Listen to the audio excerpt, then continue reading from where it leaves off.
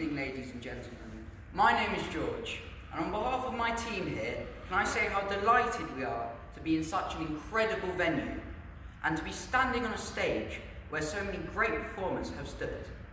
But today, we're here to answer a question. Are the royal family past their sell-by date? Let me elaborate. Are the royal family worth the money we give them in taxes? As I look around this aforementioned incredible venue, owned by Eton College, a school that has been around since the 1440s and is especially well acquainted with royals, having accommodated Prince Harry and Williams from a young age, a school founded by Henry VI himself, a school which goes as far back as this royal line.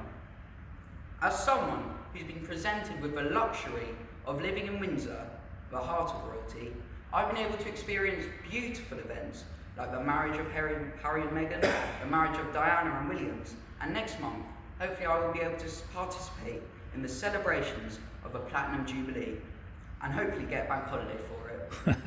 But ultimately, in a world trying to claw back after the economic destruction of the last 2 years, do we really need such materialistic and costly events, or should we focus on the harsh reality of life? Albert thinks so. Albert is opinionated, yet compassionate. He cares about what he says. And coming from someone who's known Albert from birth, he is very, very competitive. And unsurprisingly, he loves royalty-free music. Ladies and gentlemen, starting off our debate tonight, Albert Nandan.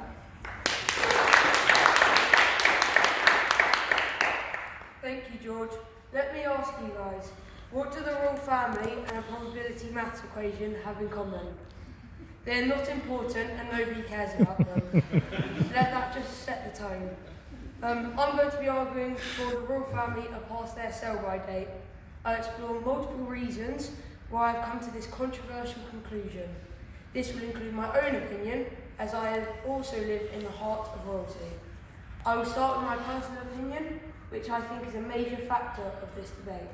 I personally think that they play no major role in the England of today, as they might control the army, but they don't fight in wars, unlike the old days, like when the school was built in the 1440s. King Henry VI led his army into war, whereas our Queen does not do this and doesn't fight with the British Army. I also believe that there could be something going on behind closed doors. This is because why would a married couple with a baby on the way want to leave a rich family with such great presence in England? Something else seen as controversial in many eyes, Prince Andrew. Another thing to add to the fact that they are no longer playing a part in modern society is that the world of today is very opinionated, and everyone wants their voice to be heard. But it doesn't matter about your opinion on the royal family. This is because we don't pick them, and we don't vote them in. This means, like the old saying goes, you get what you get, and you don't get upset. Unlike the monarchy, we get to vote in our Prime Minister, who in fact went to this wonderful school. This can lead to a better world, as our PM is our decision, and we have to blame ourselves if we pick the wrong one. Secondly, I disagree with having a royal family, as why are they allowed this much publicity when they're doing nothing for it? Especially when they're being born and already known and put in the news, whereas when we were born, no one heard about us. Why do they get such a special privilege before they can even talk or before they can even walk? Thirdly, I think that it is pointless for a royal to attend an opening ceremony and be the centre of attention when there are hard-working citizens out there that are not being noticed or being allowed to be a figure in the public's eyes and can't be the centre of attention. Maybe this is because some people could think they are not important. Without hard-working citizens, the monarchy would have no country to rule. Finally, I think the royal family are past their sell-by date because of the money. Why should we be paying lots of taxes, which aren't all being used on the general public, when it is a time of great struggle economically due to things such as the household bills increasing, so people will need extra money to be able to survive in the world of tomorrow?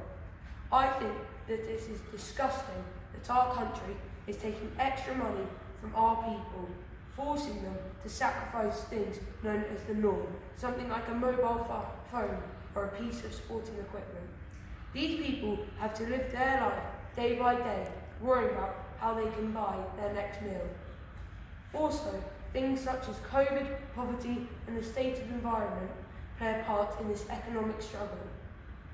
Did you know that in 2020, the monarchy spent £86 million on themselves and expenses?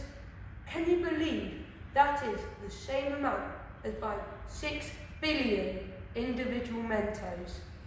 I'll let that fact just sit in.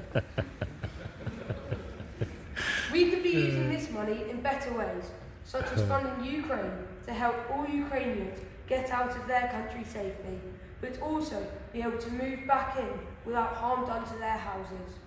Mentos say you can't say no to Mentos, but I believe you can say no to having a monarchy.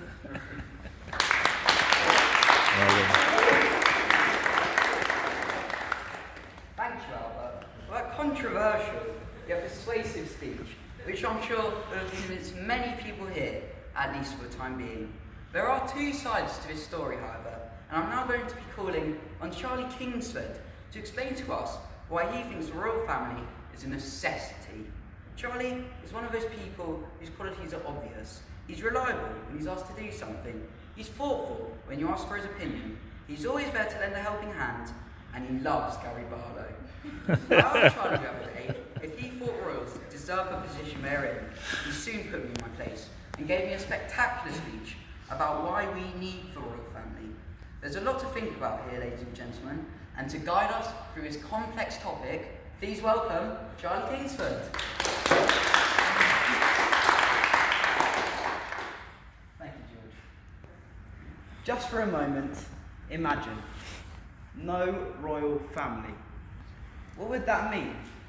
What are the consequences? Follow me on this journey to discover why our royal family are in fact not past their sell-by date and are actually more vital than ever. I know we can all identify the elephant in the room: money. £86 million a year to keep the monarchy going. Wowee, a whole lot of Mentos. However, that number is child's play when compared to the dosh the royal family bring into the UK each year. £1.8 billion. Or if you are a child, 126 billion Mentos.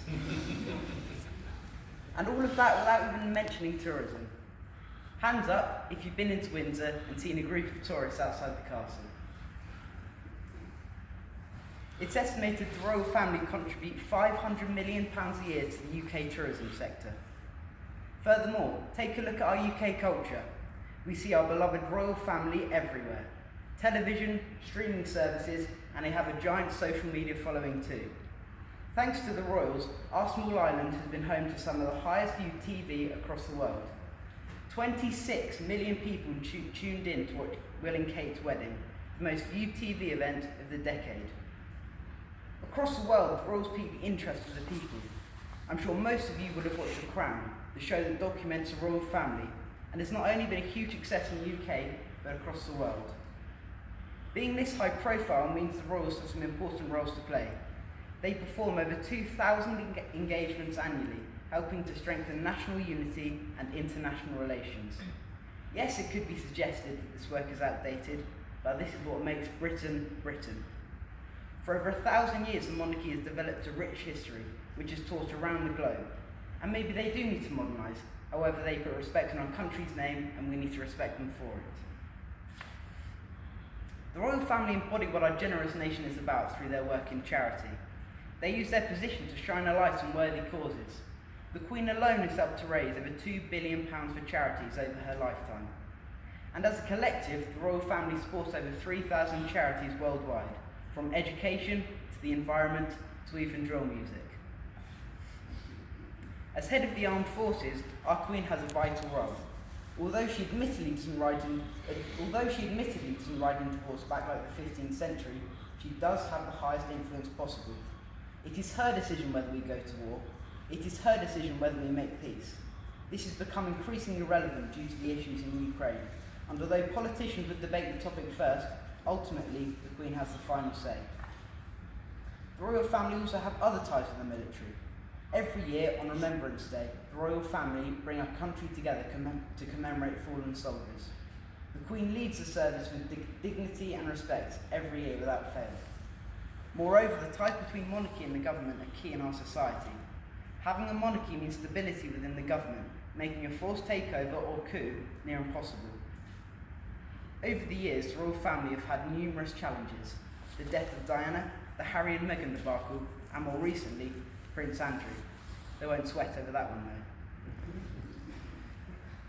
Yet through these tricky times, they've remained the backbone of our economy, our society, our lives. And according to 72% of the UK, we really do need them. So I thank you for joining me on this journey, and I'm sure now we can all agree the royal family really are not past their sell-by date.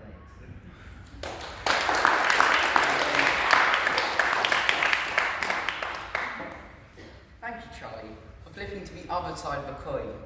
So, is it heads or tails? Well, we may as well toss for it, because both Charlie and Albert have given very convincing arguments for what they believe in. I'm sure we'd all like to thank them for their words of wisdom. But it's over to you now, ladies and gentlemen, to go away and make up your own minds of the royal family. What do I think? It's a hard question, isn't it? But at this moment, what I really want at the end of a hard day is a good night's sleep. And if I get that tonight, I know I'll be dreaming about one very special, very happy day, representing a school that for me is even better than Eton College. Thank you and good night. Well done. Well done.